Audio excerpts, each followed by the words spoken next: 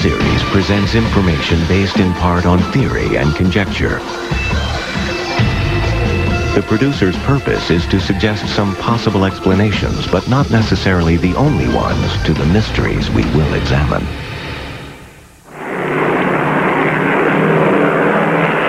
On a desolate plain near the Peruvian Andes is evidence that thousands of years ago, man may have known how to fly.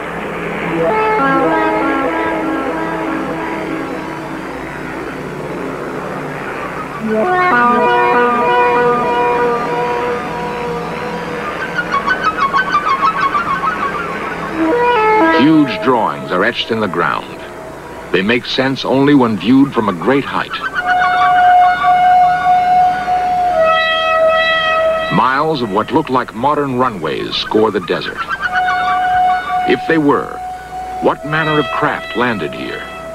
Who were the pilots? We are conditioned to think that flight is the province of modern man. Perhaps we are latecomers to the sky.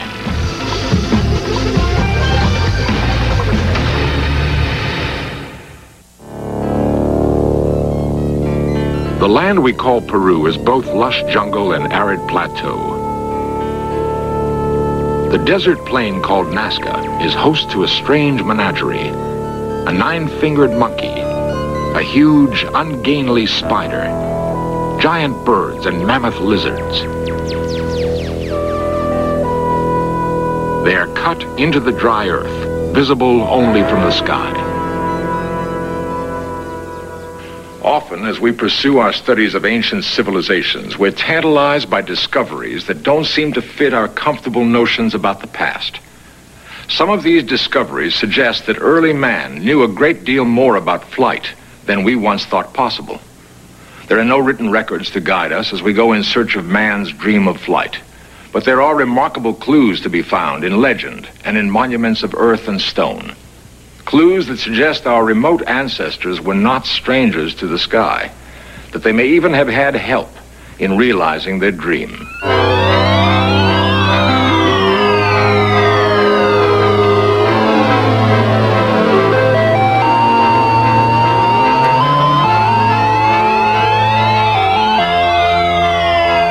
The urge to fly seems to have been a primal one with man, to leave the heaviness of earth, to taste the wind and thrill to the rushing ground below.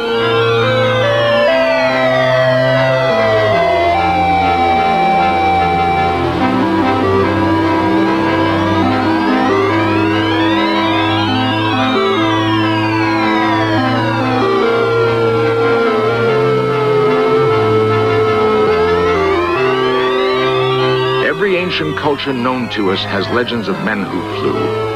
For thousands of years, it has been thought that the tragic tale of Daedalus and his son Icarus was but a myth. How, it seemed, could it have been otherwise, that with only wings a man could fly?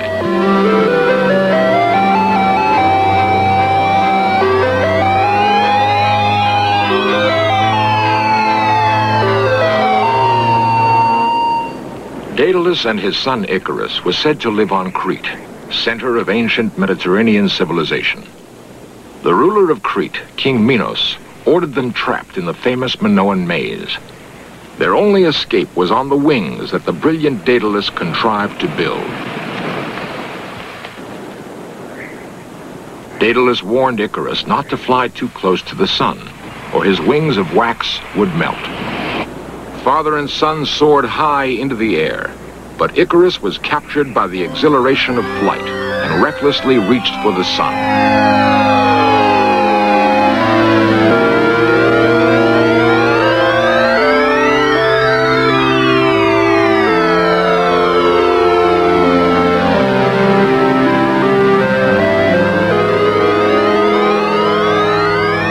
Icarus would pay dearly for his impetuous flight.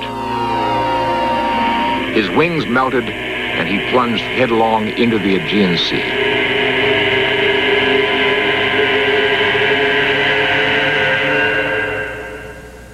If the Icarus legend was the only story of flight in the ancient world, it could be dismissed. But there are others.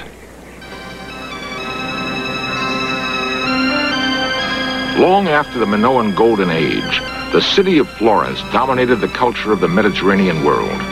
It was in Florence that one of the great minds of Renaissance Europe pondered the dream of flight. Leonardo da Vinci was a classic Renaissance man. For years, he was preoccupied with a flying machine of his own design. It had some of the features of a modern helicopter. One report has Leonardo testing his machine in 1505 by launching it from a hilltop above Florence. History does not record the results of that test. Before Leonardo was born, a structure called the Jantar Mantar was built in India. It was apparently an astronomical observatory. The complex arrangement of its architecture performed the functions of telescope and computer. With its help, the thinkers of India contemplated the stars. Ancient Indian chants contain one of the most detailed descriptions of a flying machine. The chants may have been flights of fancy, or they may have been the accounts of early journalists passing on something they had seen. In either case, the chants describe an airborne vehicle called Varana. A form of energy called Sidley made it possible for the machine to fly to distant stars. It is a curious fact that in some ways the ancient Indian observatory resembles a rocket gantry.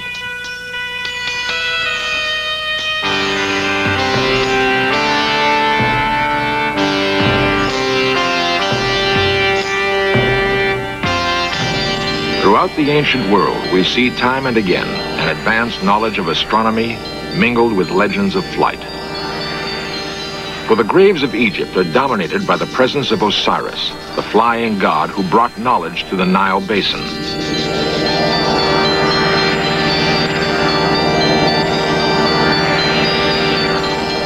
What inspired the ancient obsession with flight?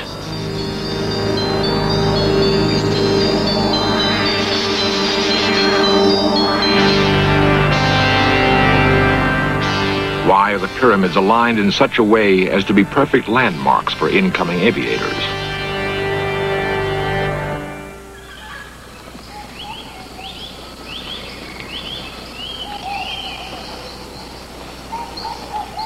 The thick jungle of Central America was once home for a remarkable people called Maya.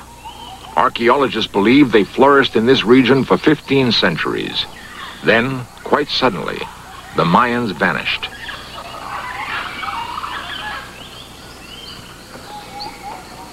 They left behind pyramids and temples.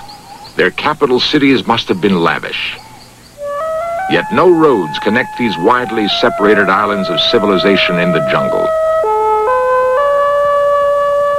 Perhaps the Mayans were familiar with the principles of flight, for there is evidence that, like other ancients, the Mayans were on intimate terms with the heavens. Certainly, their observatories made it possible for them to construct a calendar as accurate as any in use today. It makes us think that perhaps they, too, knew something of flight. It is 1911. Wilbur and Orville Wright are demonstrating their flying machine for the U.S. Army.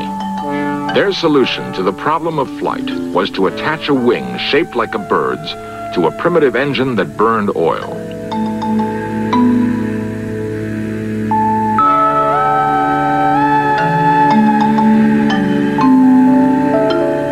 It was a solution appropriate to the dawning industrial age. But was it the only solution?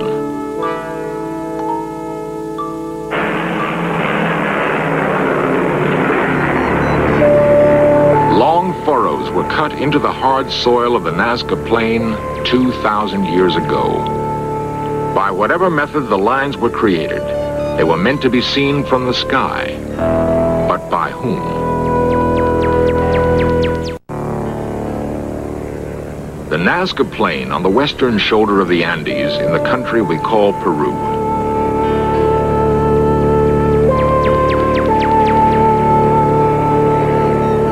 The huge designs found on the desert floor that can only make sense from the air have been duplicated in other parts of the world. The Mojave Desert near Barstow, California. Here, an ancient man stares upward. From the ground, it is impossible to tell exactly what shape the figure has taken. How, then, did a primitive Indian tribe make the drawing? I got the tether. Yeah, but that's not... One possibility, one explanation for the method used, might have been the existence of ancient aviators. Okay, lift up. Lift all the way up. A unique experiment was mounted to prove the point. Could men working on the ground be directed by someone hovering overhead? The site selected for the experiment was the Mojave Desert. Okay, that's good.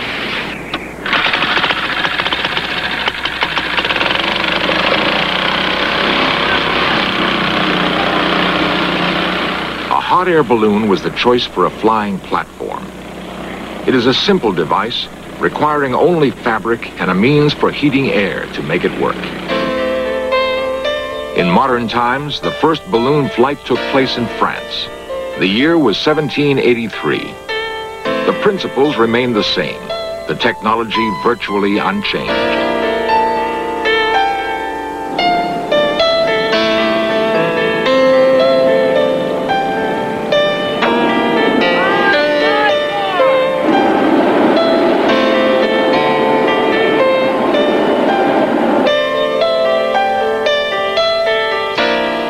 Then as now, there is a purity to balloon flight, an exhilaration undampened by the drone of engines or the blur of supersonic travel.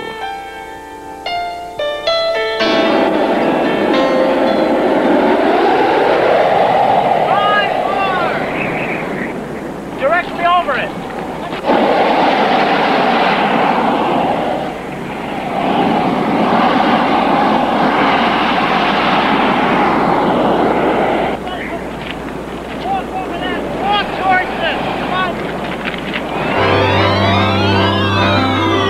Suddenly, from on high, it is possible to understand how a land drawing could have been directed from the air thousands of years ago.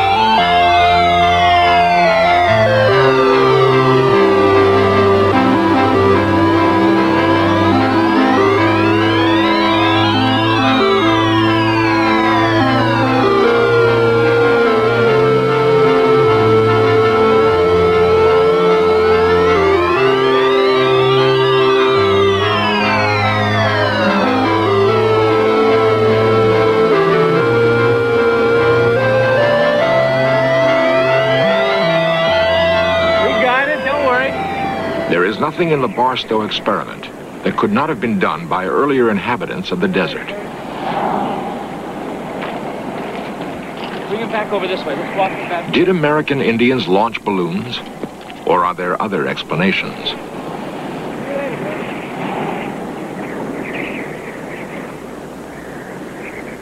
Dr. William Clulow, chief archaeologist at the University of California, Los Angeles, has spent many years studying the mythology of American Indians. One of the few important practitioners in a simple society like this is what we call the shaman.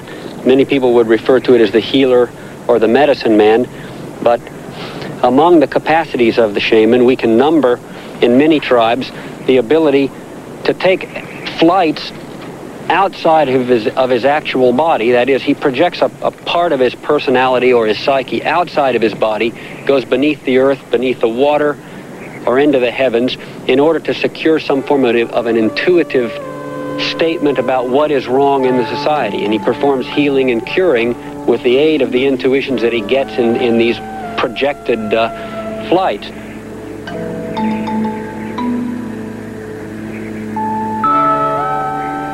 Perhaps the symbolism of myth refers to flights that really occurred. Indian shamans may have been intermediaries who traveled between a primitive culture on Earth and a more highly advanced one in the sky. Time and again, in out-of-the-way places where primitive men made their home, there are faint suggestions left of the relationship between man and flight. On a plateau in Peru named for a dead bull, there are drawings more than 10,000 years old.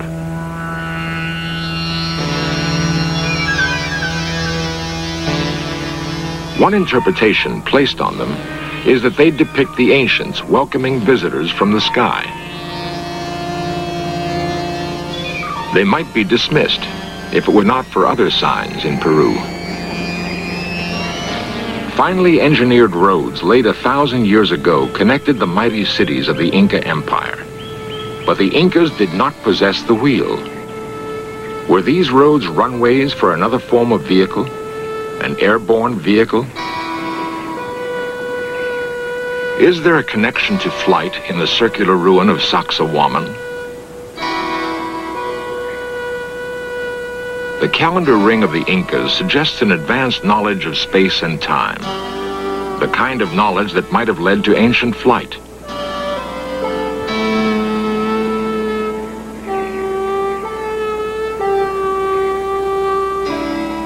But far and away, the most convincing evidence is found elsewhere.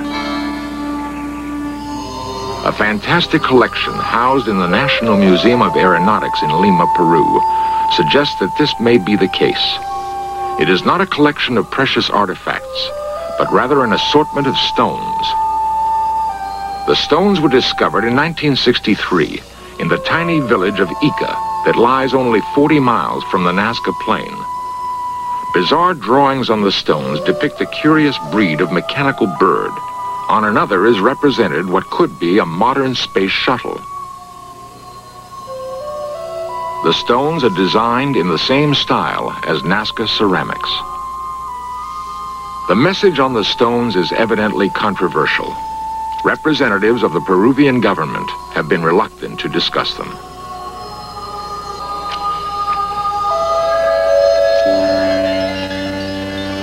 Golden icons, molded by primitive Indians in the highlands of Colombia, reinforce the notion that somewhere in man's past, the dream of flight was realized.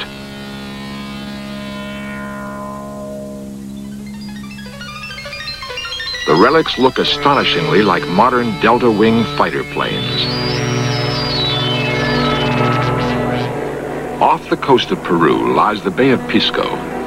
Inscribed on a hill is a 60-foot marker. It points inland on a direct line to the mysterious Nazca Plain.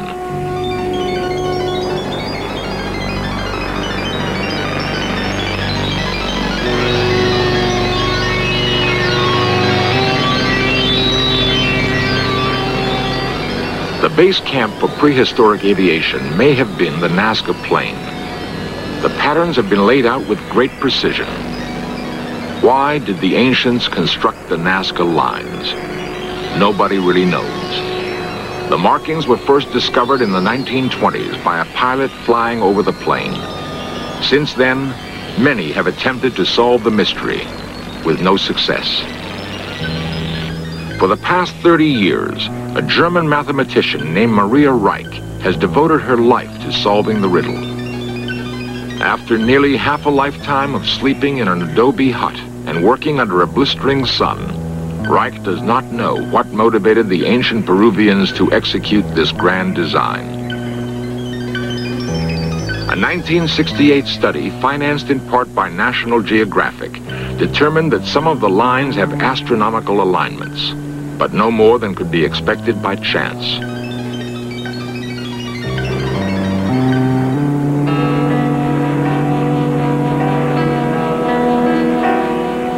And yet, the lines seem to be pointing. Do they point the way to other outposts where ancient aviators once touched ground?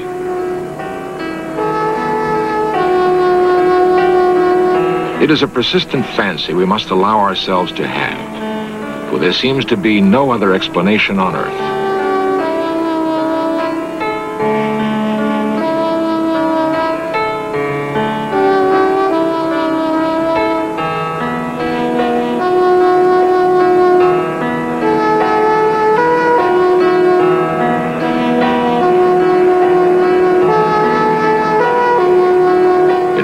To shake the notion that here, on the plains of Nazca, there once flew ancient aviators.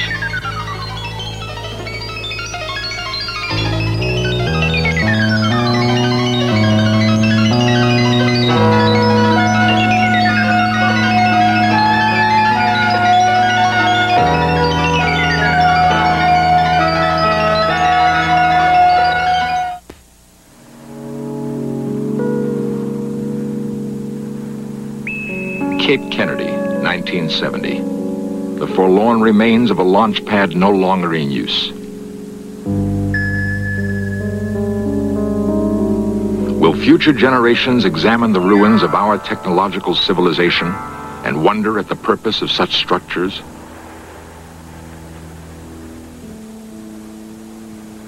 Will they understand the inner workings of radio telescopes or control towers and see them as evidence that in the 20th century, man was reaching out to the stars?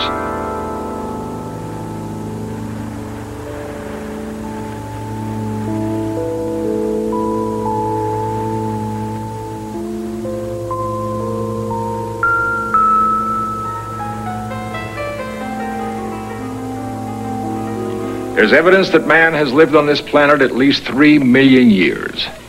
Were the inhabitants of other worlds idle all that time?